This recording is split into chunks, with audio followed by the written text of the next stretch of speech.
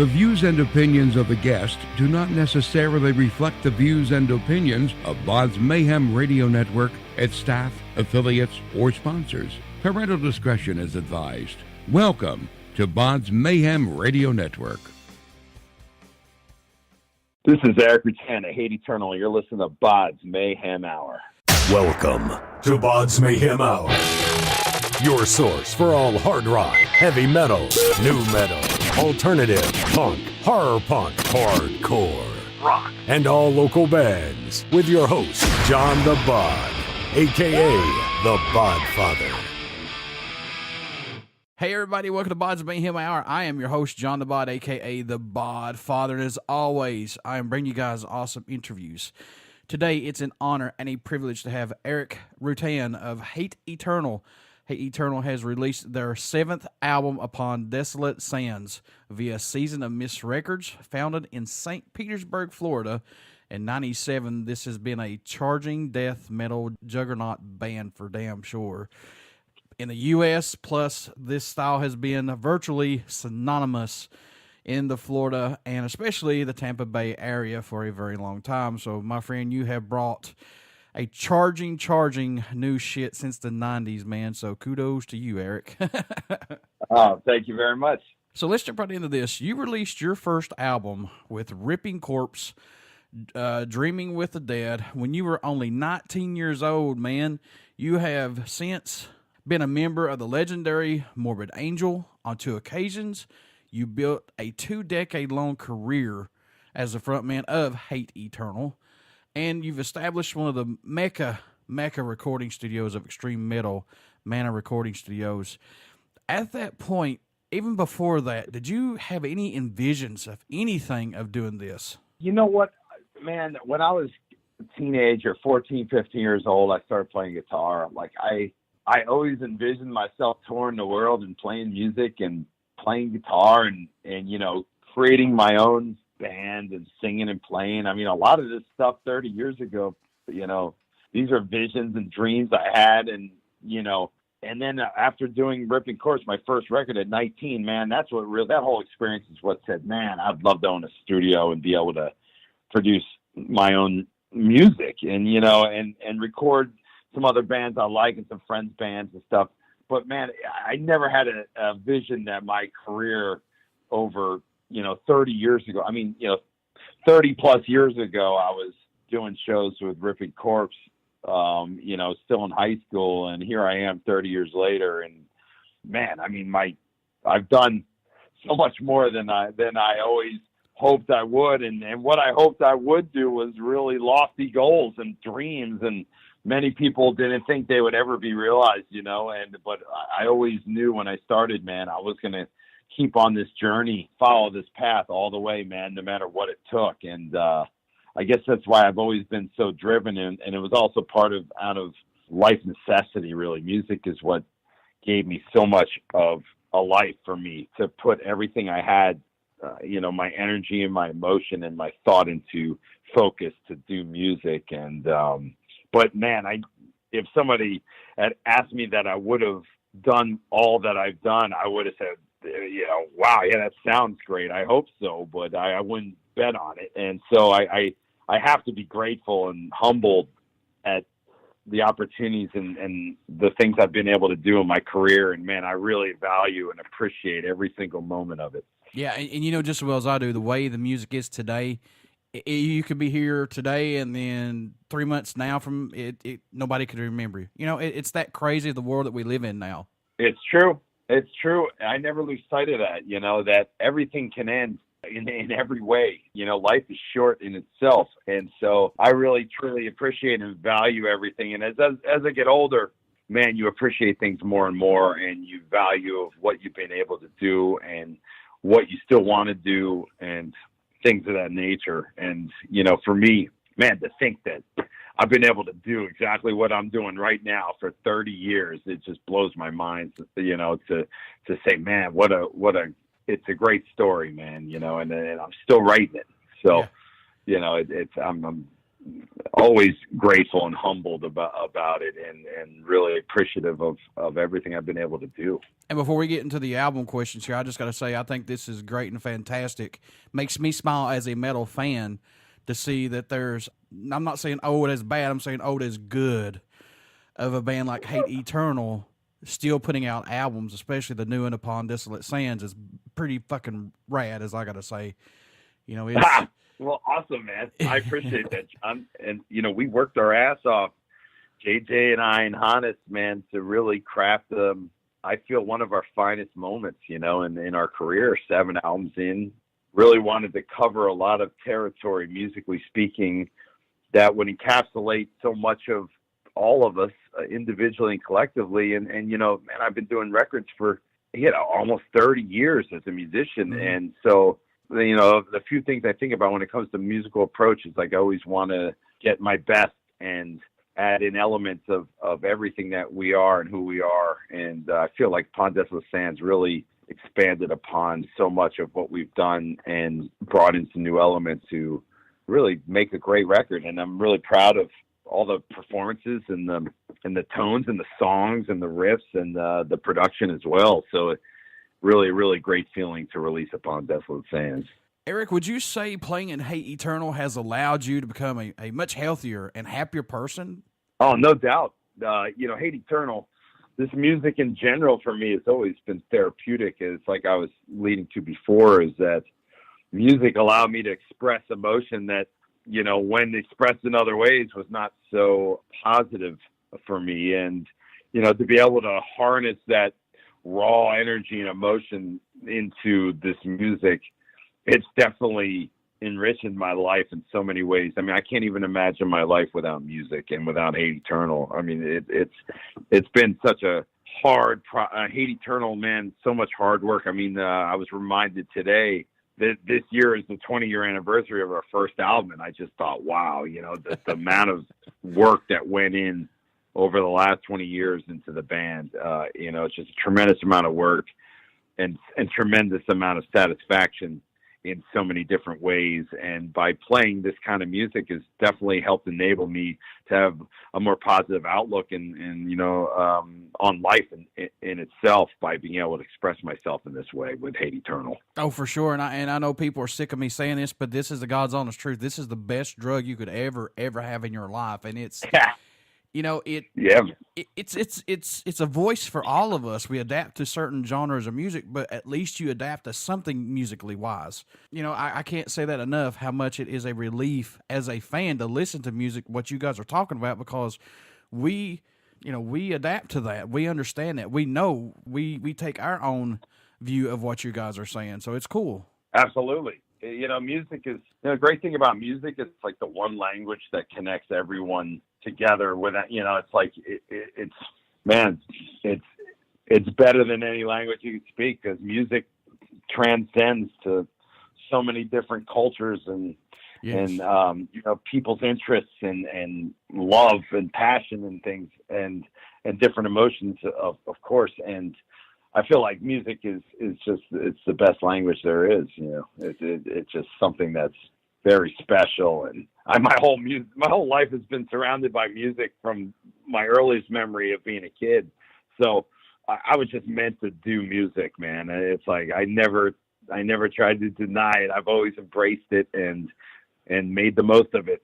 I don't think anybody could ever say, man, that I haven't made the most of what I've been doing. There's no doubt about it, man. I've really, I've taken the ship and steered it and just kept going forward, man. And sometimes you get some holes in the boat, and man, you got to patch them things up. You keep going, you know, that's just how it is.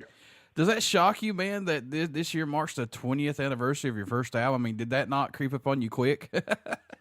I mean, it does, man. When I think of Hate Eternal, like 20 years ago, holy crap, you know, like, I mean, it does blow my mind, man. It really does. Like 20, I can remember recording Conquering a Throne, you know, like I can visualize it as I'm even speaking about it, you know, the recording process and everything. So it is hard for me to imagine like 20 years. Holy crap, man. It does blow my mind for sure. There's no doubt about it, man. And when I remember I mean, I was 27 years old, and at that point, I felt like, man, I probably felt like I was like 35 already or something, like and like I was so driven. Like I felt like, man, I had so much left to accomplish, and I was just getting started. But I had already really done some great stuff even at that point, of course, with Morbid Angel and Rip, of course. But, man, I just had that fire and that passion. And here I am 20 years later with it's funny, that fire and passion is still as strong as ever. And it's different layers of it now as you get older and you unravel a lot of who you are as a person and what goes into everything I do. And now I'm 47. There's just so many layers of depth to continue to unravel in order to continue doing what I do. How's it been working with Freeman Promotions so far? Oh man, John, he's awesome. He's done a great job, man. He's done a great job for us. Hate Eternal has released their new single, All Hope Destroyed. Was it hard to choose between the current set of songs, Erik, on this album, which would be a single or video? And also, for the folks who have not got to hear of Hate Eternal, what did you want that first song for them or video to say when they first saw it or hear it? Oh, I would say, first of all, it was really hard to pick a song because, man, I'm really happy with the whole album. So it's impossible to just pick one song. It really is, because there's so much. There's 9 songs on there. They're all really different. And so that's why I said, what song should I listen to? I know in this day and age, it's not like back when I was a kid, man. I'd buy an album, I'd listen to it from beginning to end over and over again. I mean, the amazing thing is, some of those records I still listen to from beginning to end over and over again. Mm-hmm. Like, Master of Puppets, which is in my van at the moment. I mean, I've listened to that record for 30 years over and over again. Yes. So so when people ask me, what song should I check out? I'm always like, man, do yourself a favor. If you got 40 minutes, just press play on that thing, put it on headphones, and listen to the album from beginning to end. And I guarantee it will be a much more in-depth ride than you would have expected. And so it is hard to pick one song. I mean, it's almost impossible. It was so difficult to do that. But I mean, I think that's a good sign. It's like if you're really that happy with the material and everything, the way it came out, man. And I was and am. Really happy with how Upon Desolate Sands came out. Master of Puppets by Metallica saved my life in my darkest days when my dad was sick. I will say that right now. And nice to hear. Yeah, man, that's nice to hear. I've said that since day one. Without that album in my hands and my ears and Justice for All, those 2 albums, man, there would be no Bodfather. There'll be no BODS Mayhem Hour. I'll tell you that right now. Well, that's what makes music so special, because for me, there's many musical compositions that have helped me through hard times and loss in my life as well. And that's been a part of what inspires the music that I create is a similar scenario. And that's kind of connection. And it's like uncomfortable moments in our life that become these nice moments, in the sense of having music to kind of connect the dots of sense of through tragedy and hard times, I think, and music is what binds I mean, of course, for me, I say that because I'm a musician, but I mean, my whole life has been bound by music since I was a child. And so much of what has evolved in my life, in every facet of it, is revolved around music. And that doesn't even necessarily always have to be because you play an instrument. It's just like, I got plenty of people I know and friends that they're just so impassioned about music. I mean, they don't have to play an instrument. They just love music. Yeah. And music is the one thing that, man, there's been some music that's really helped me through some tough times as well, man. And I've been fortunate enough to write music that people have told me that my music helped them through tough times. And I thought, wow, to be able to create music that's been my life's blood to get me through to where I am, mm-hmm. to have it influence other people, man, what a tremendous honor that is, to be able to just do what you do and be who you are and somehow inspire other people. I mean, that's an amazing, wow. That's a humbling words, Yeah, especially when you hear someone tell you that your music has done that for them. That's a life changer. That brings you to your knees. That's a different ball game. It does. Yeah, it hits hits me in the feels, man. Yeah, for sure. You can't help it. It's so funny. I go on tour and I meet people, and now I'm meeting guys I met 25 years ago. They're bringing their kids, they're 15, their kids to the concert to meet me. I'm signing albums that I signed their dad's albums, so these things, as I've done this for so long, and I've been doing this for 30 plus years now, it's like it never, anytime I go on the road and I talk to people and people say, so many nice things, it just kind of, it blows my mind sometimes a little bit, because I don't feel any different than anybody else, but people, the way they show their gratitude and like I said, if I can inspire other people in a positive way just because of who I am and what I do, man, I can't think of a better thing to contribute in life than to inspire somebody in a positive way and help other people in ways that you never think you'd be able to. You produced this album, the current album, correct or no? Yes. Do you like having this control, Eric, of doing what you guys want to do when you want to do it and whenever you feel like doing it? It's funny. It's like it's a catch-22 with Hate Eternal producing, because I've produced every record, and it's the hardest. If somebody asks me, like, man, what's the hardest records you've ever produced, and I say, it's easy. It's the Hate Eternal records, because I have to play guitar and sing, and there's so much behind them. For sure. And sometimes it has been points where I'm like, man, what the hell am I doing? I should have somebody else mix this thing just to get it out of my hands and like not lose my mind every time. But at the same time, like every record, I feel like it's gotten better. And when I listen to Desolate Sands, it's one of my favorite productions I've done, period, not just Hate Eternal. And the way it sounds is exactly really how the band sounds and the music should sound. I was so excited about how it came out. Tremendous amount of work. And it is nice. Of course, I own the studio, so we go in there. We'll do like a month of pre-production every day, just recording demos of all the songs, and then strip the drum heads, mic it up again, and start the album. And so there's a certain comfort zone, of course, of doing it at my studio and having control over making sure we have plenty of time. Those are things that are invaluable. And people have asked me too, would you ever consider having another producer in there? And I thought to myself, I know exactly what I want to hear and what I'm looking for with Hate Eternal. I always have.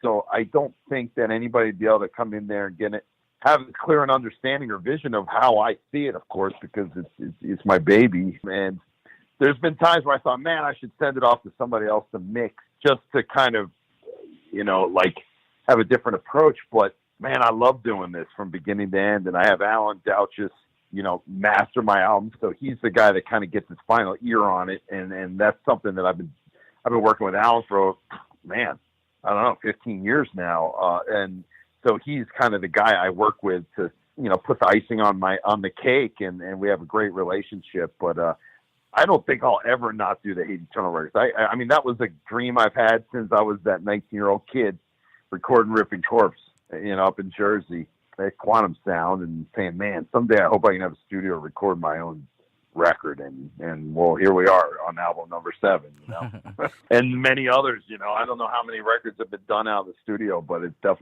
over 100, I'm sure, at this point. I want to give a shout out to the artist. Who did the album artwork for this, man? Erik Rutan, that's his name. He did Infernus, and he did this one, and he's worked with Testament and Hatebreed and Atheist, and did the last Christian record, Soulfly. Yeah, he's a super talented artist.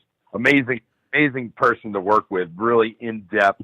I usually send him like pre-production songs like 6 months in advance, and so he can listen and get the vibe and theme. I send him lyrics, and he kind of compiles all that together and then creates a vision, artistically speaking, creates a vision from the musical expression and the lyrical content. And man, the last 2 album covers I've been so happy with. I just think he's such a phenomenal artist and an amazing person as well. What do you hope everyone takes away from Hate Eternal's music in general? What do you hope that they get from it when they start listening to it?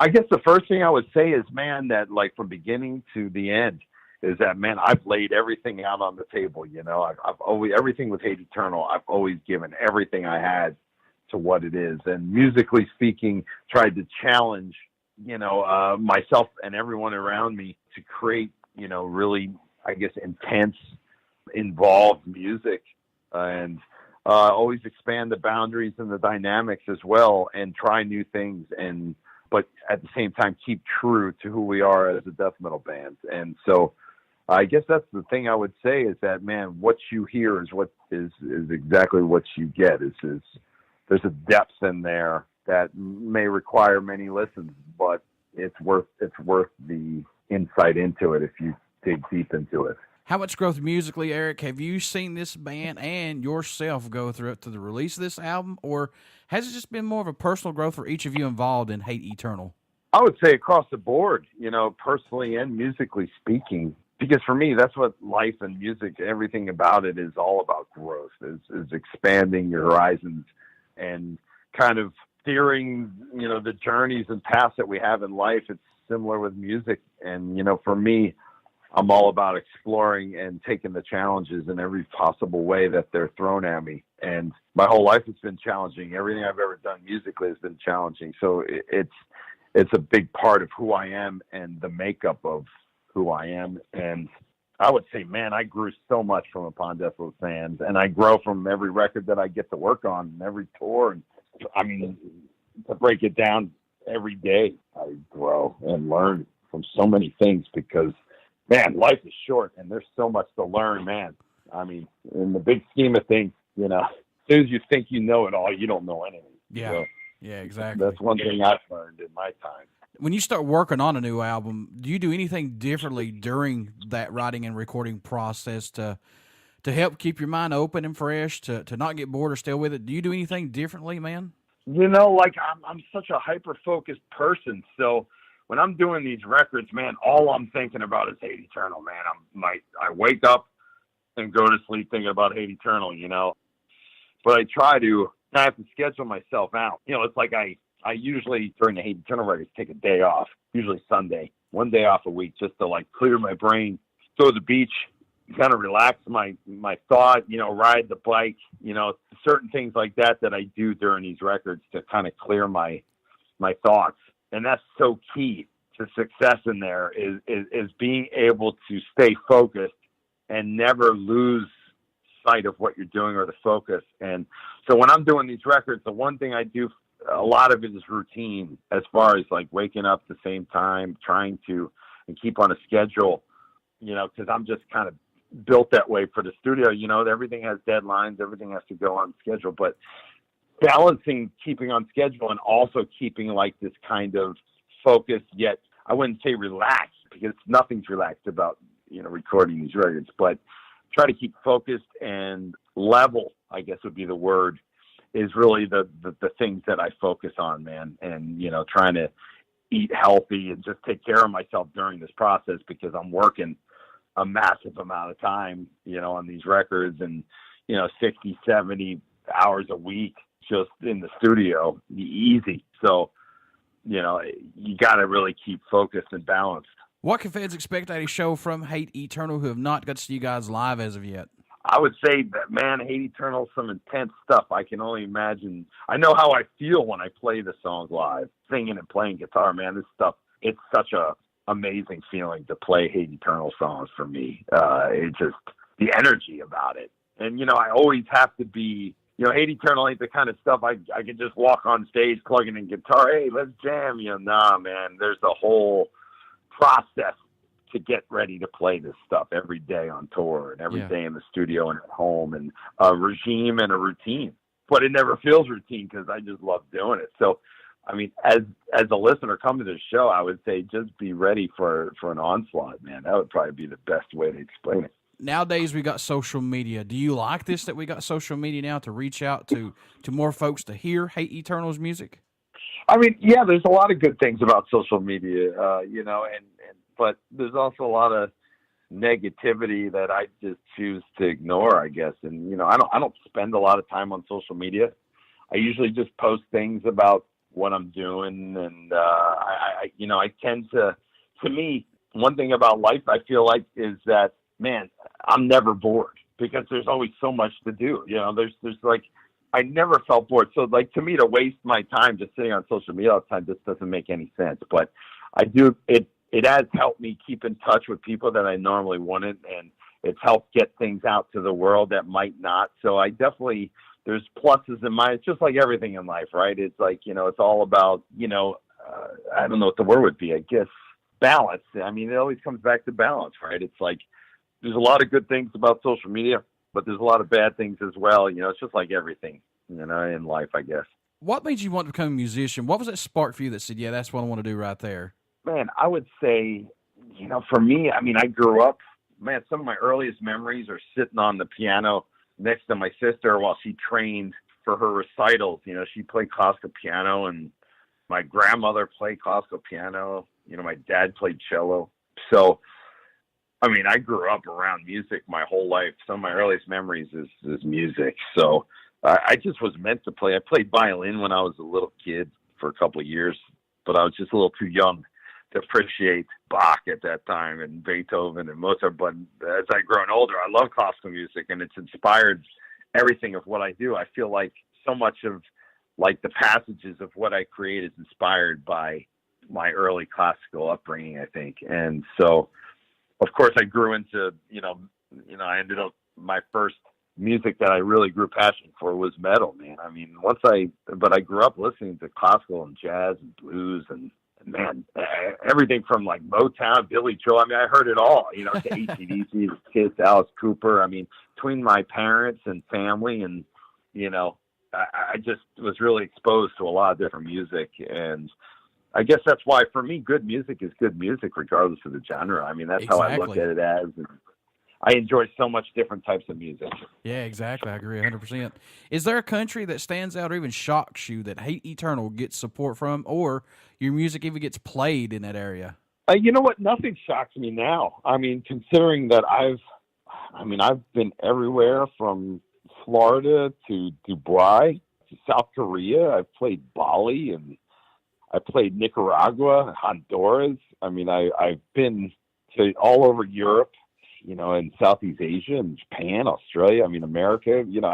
I guess nothing surprises me. Like maybe if you asked me that question 20 years ago, I would have said different. But now that I've been able to be so fortunate to meet people all across the world many times over, I mean, nothing surprises me now, because it's just like, wow. I mean, I still find it fascinating. Like, I mean, we were playing in Bali, Indonesia, which is one of the most beautiful places I've ever been. And I'm just thinking, holy crap, I can't believe we're playing in Bali.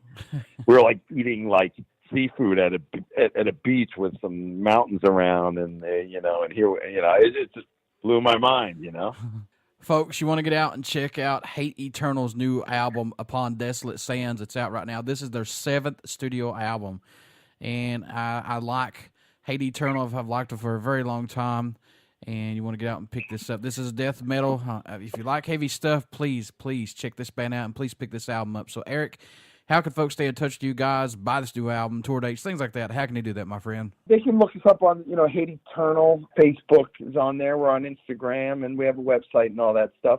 Or through Season of Mist, our record label. Before I let you go, would you care to do a promo for my show? Sure. This is Erik Rutan at Hate Eternal. You're listening to BODS Mayhem Hour. Everybody stick around. We got some great stuff coming up, and you only hear these interviews right here on BODS Mayhem Hour and BODS Mayhem Radio Network. Please get out and check out our Facebook page. It has our YouTube channel, plus it has our podcast link, and get out and check out Hate Eternal and pick up this new album. I'm sure you guys will dig it if you like the heavy stuff. Thank you so much, Eric. I appreciate you, man. My pleasure. Thank you so much. Have a great weekend.